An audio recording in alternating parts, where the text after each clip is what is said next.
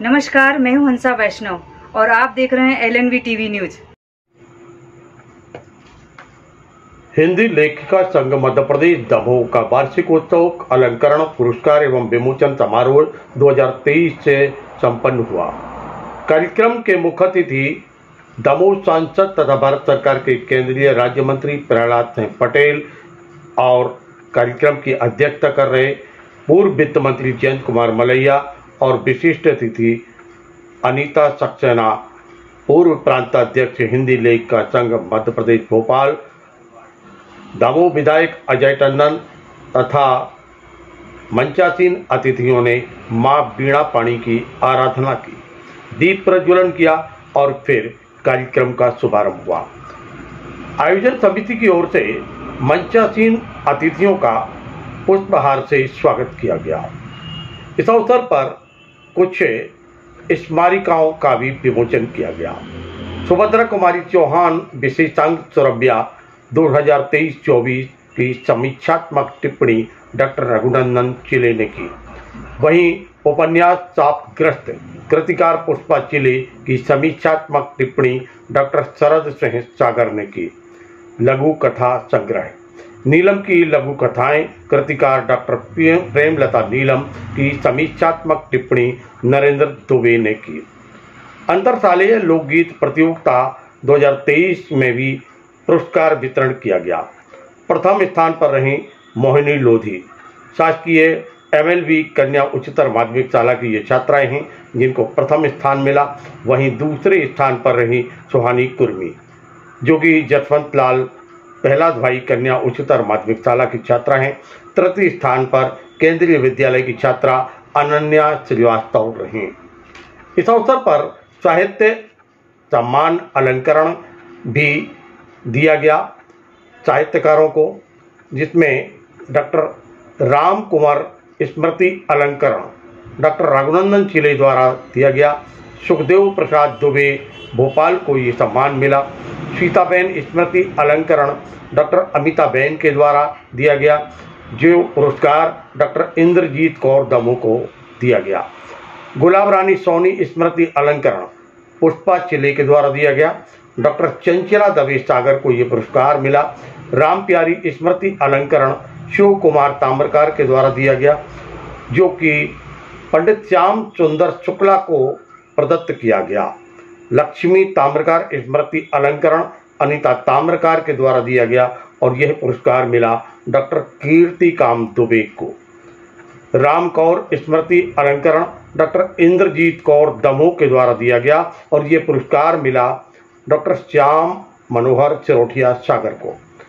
काशी देवी लोक रंजन स्मृति अलंकरण पुरस्कार डॉक्टर प्रेमलता नीलम के द्वारा दिया गया और ये पुरस्कार मंच से सपना सराफ क्षिति जबलपुर को प्रदत्त किया गया।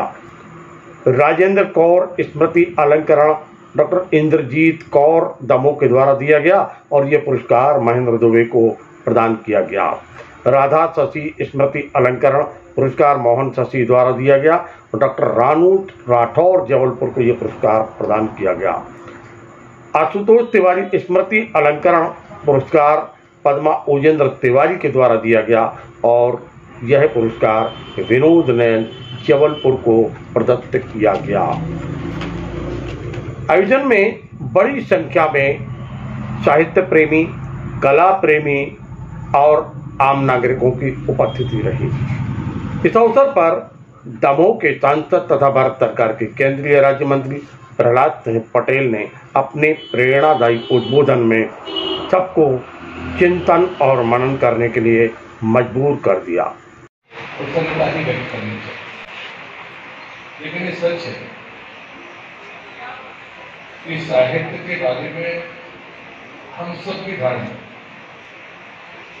वो लेखक का कोई भी क्षेत्र हो उसके बारे में खुद में क्या है, हम सभी गतिशीलता को या परिवर्तनों को महसूस कर पा रहे हैं कि हम उसी परंपरा में महसूस करना चाहते हैं।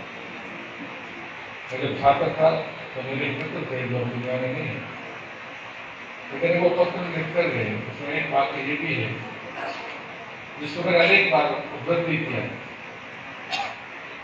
कि साहित्य तो पढ़ा नहीं जाता और पत्रकारिता पढ़ने लायक नहीं। मोहन शशि जी पत्रकार भी रहे, वरिष्ठ पत्रकार रहे और वो साहित्यकार भी।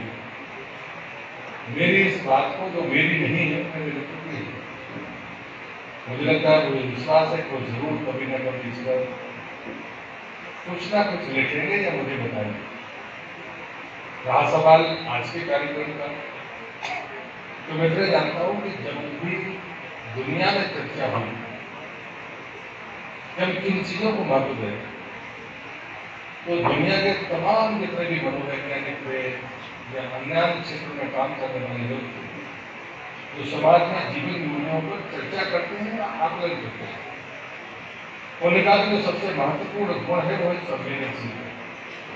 यदि संवेदनशीलता है तो वो लेखक भी हो सकता है, वो कवि भी हो सकता है, वो पत्रकार भी हो सकता है, वो सामाजिक और राजनीतिक कार्यकर्ता भी हो सकता है। दुनिया का कोई क्षेत्र ऐसा नहीं होता है जहाँ पर उठना कर सकता। और जब पहली सीढ़ी वही होती है, वो संवेदनशीलता किसके पास होती है। और इस समय जो हमने अभी उपन्यास की समीक्षा सुनी, शायद हम 30 साल या 20 साल पुराने दौर में जा रहे हैं। मैंने भी कुछ साहित्यकारों को पढ़ा है, लेकिन आज के परिवेश में हमें उस सकारात्मक बातों को तय करना होगा कि जो हमारी आध्यात्मिक और सनातन परंपरा है, उसमें महिला का स्थान कभी नीचे नहीं बना, चाहे वो विद्या की देवी हो, चाहे वो धन की देवी हो, चाहे वो अन्नपूर्णा हो। लेकिन सबके बावजूद भी एक कहानी मुझे सामायिक लगती है कि हम अपने खुद के कामों को अब उस निराशा की तरफ ना ढकेलें, बल्कि हम उस अपने पुराने उस प्रतिष्ठा को अपने आंखों के सामने पुनर्स्थापित करते हुए देखें, तो मुझे लगता है कि ज्यादा बेहतर होगा।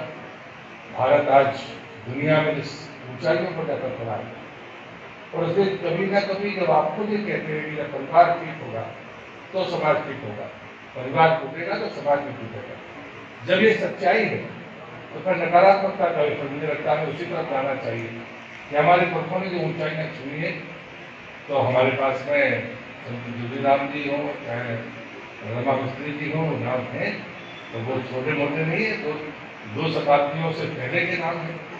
तो हम इन चीजों को कहीं ना कहीं उसी परंपरा के बाहर मैं अपने आप को भाग्यशाली समझता हूँ कि मैं दमोह का सांसद हूँ और मैं जिम्मेदारी के साथ कहता हूँ।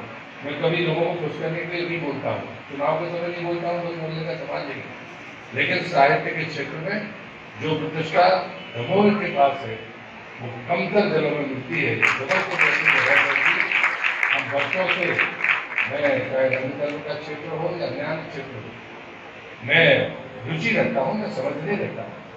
ये बात मैं स्पष्ट कर दूँ कि मुझमें समझ नहीं है लेकिन रुचि है मेरी।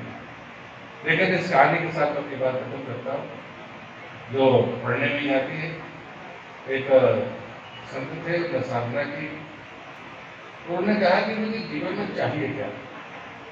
तो वो जो संवेदनशीलता की बात मैंने आपको कही है, उन्होंने कहा कि मेरे धरती में मात्र शक्ति है, वो तो बिना किसी परिणाम की अपेक्षा के दिन रात करती रहती है। और इसलिए हम क्या करते हैं, तो वो साधना करने के लिए जंगल में चले गए और साधना उन्हें ऐसी थी कि स्वयं भगवान ने दूध पहुंचाए कि नहीं, हम तुम्हारी साधना से खुद से एक भक्त में मांगना चाहिए जो आपको मांगना है। तो संत ने जवाब दिया कि मैं वहां उत्तर नहीं दे सका था, तो यहाँ पर आया था कि मेरे घर की मात्र शक्ति जिस निष्काम भाव संवेदनशीलता के साथ बिना परिणाम के प्राप्ति के वो अपना काम करती है, तब तो मेरे मन में इच्छाएं थी, लेकिन जब आप मेरे दरवाजे पर आए हो कुछ वरदान देने के लिए, तो मेरी इच्छा तो मर चुकी है। मैं तो ईश्वर के अलावा मेरी कोई इच्छा है नहीं। तो यदि आप ऐसा नहीं करेंगे तो हमसे कहा गया है कि भगवान नाराज हो जाएंगे, इसलिए आप कुछ भी मांगेंगे। तो उन्होंने कहा कि मैं तो नहीं मांग सकता क्योंकि मैंने अपनी इच्छाओं को खत्म कर दिया, लेकिन आपको कुछ देना हो और उन्होंने भेजाया है तो आप मेरे चले जाइए। कहते हैं देवदूत ने उनको वरदान दिया कि आप जहाँ से जाएंगे सूखी लकड़ी में भी हाथ लगाएंगे तो वो हरे भरी हो जाएगी, कोई मुर्दा सामने देखेगा तो वो जीवित हो जाएगा। जितनी चीजें बता सकते थे उन्होंने कहा कि ये आपके लिए अभय है। तो उन्होंने कहा साथ में ये भी वरदान लेकर जाइए कि मुझे इस बात का एहसास कभी ना हो, क्योंकि मैंने अपने घर में जिस माँ से जन्म लिया था उसने बिना किसी अपेक्षा के मुझे सब कुछ दिया है। वो जहाँ से जाते थे तो जंगल भरे हो जाते थे, तो मरने वाला जिंदा हो जाता था, लेकिन अंत समय में तुमने यही कहा मेरी परीक्षा महत्वपूर्ण नहीं है। जिसने मुझे जन्म दिया था उसने भी ये कहा था कि बिना काम किसी के लाभ के या कामना के अपने जीवन को आगे बढ़ाना, उसने मुझे इस स्थान तक पहुंचाया है। इसलिए मैं मानता हूँ कि मातृशक्ति की सामर्थ्य और उसको पलट कर देने की जिनमें हिम्मत है और दूसरे बात को समझते हैं वो कोई भी मुकाम हासिल कर सकते हैं। तो फिर से लेखिका सभी को हृदय से शुभकामनाएं देता हूँ, उनको बधाई भी देता हूँ। और मुझे लगता है कहने की जरूरत नहीं है कि कौन सहयोग करता है। अगर समाज को हम बेहतर, सुखी, संपन्न देखना चाहते हैं, संवेदनशील बनाना चाहते हैं, तो इन कार्यों में हमारी हिस्सेदारी पूरी होनी चाहिए, भागीदारी होनी चाहिए। इस आवाज के साथ अपनी बात को समाप्त करता हूँ। धन्यवाद।